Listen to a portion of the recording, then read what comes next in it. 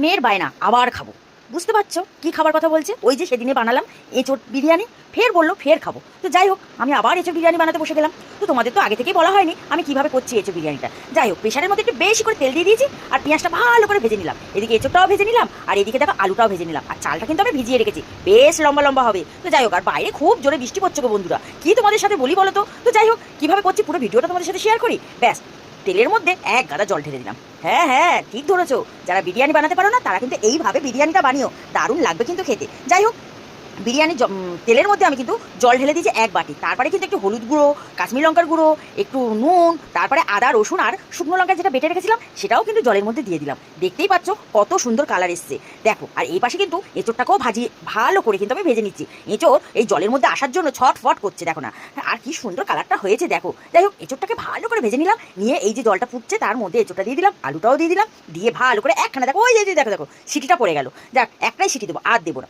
আর এইদিকে দেখো জল বসিয়ে দিয়েছি চালটাকে সেদ্ধ হওয়ার জন্য, টক বক করে ফুটবে। ও বলছে কখন যে এঁচোড়ের মধ্যে আমি যাবো, আমাকে একটু সুন্দর করে তোমরা সাজিয়ে গুছিয়ে নেবে। তো যাই হোক, ও পাশে হচ্ছে আর এই পাশে দেখো এঁচোড়টা কত সুন্দর হয়েছে। এঁচোড়টা সেদ্ধ হয়ে গেছে, আলুটাও দেখো কালারটা যা এসছে না বন্ধুরা, মনে হচ্ছে পুরো খাসির মাংস। যাই হোক, এটা কিন্তু আমি গামলার মধ্যে ঢেলে নিলাম, ভাতটাও কিন্তু আমার হয়ে এসছে। এবার একে একে আমি বিরিয়ানির মশলা দিয়ে দিলাম, গোলাপ জল দিয়ে দিলাম, কেওড়া জল দিয়ে দিলাম, তারপর দিয়ে দিলাম গুঁড়ো দুধ। জানো তো বন্ধুরা, আমার কাছে কি বলে যেন ওটা দেয়, খোয়া ক্ষীর আর দই, ওটা কিন্তু আমার কাছে ছিল না, তাই আমি গুঁড়ো দুধ দিয়েই কাজ চালিয়ে দিলাম। তারপরে একটু লেবু রস দিয়ে দিলাম, আর একটা এই যে এটা কি বলে, মিঠা আতর। ও বাবা, আমার যেন একদমই উচ্চারণই হয় না। যাই হোক, তোমরা কিন্তু এটা জানো এটা কি দিয়েছি। তারপরে কিন্তু আমি দিয়ে দিলাম ভাত। দেখো তো ভাতগুলো কত লম্বা লম্বা হয়ে গেছে, বিশাল লম্বা লম্বা হয়ে গেছে। এইবার ভাতগুলো কিন্তু আমি এঁচোড়ের তরকারির মধ্যে দিয়ে দিলাম। ভাতটা যখন এই তরকারির মধ্যে এসছে, ও খুব আনন্দ পেয়েছে, দেখেই তোমরা বুঝতে পারছো।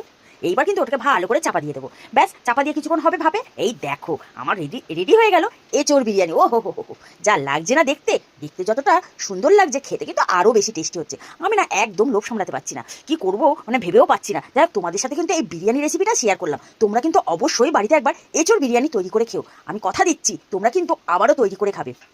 মাংসর থেকেও কিন্তু এটা দারুণ দারুণ দারুণ টেস্ট হয়। আমি কিন্তু এবছরে প্রথম এঁচোড় বিরিয়ানি করলাম, একবার করেছি, আবার সবাই বলছে আবার এঁচোড় বিরিয়ানি করো। তো যাই হোক, কেউ কিন্তু বাড়িতে নেই, আমার এঁচোড় বিরিয়ানিটা দেখতে যা লেগেছে না, আমি আর লোভ সামলাতেই পারলাম না, চটপট কিন্তু খেতে বসে গেলাম। দেখো দেখো বন্ধুরা, দেখো এক থালা নিয়ে খেতে বসে গেছি, আমি আর খিদে সহ্য করতে পারছি না। এই এঁচোড়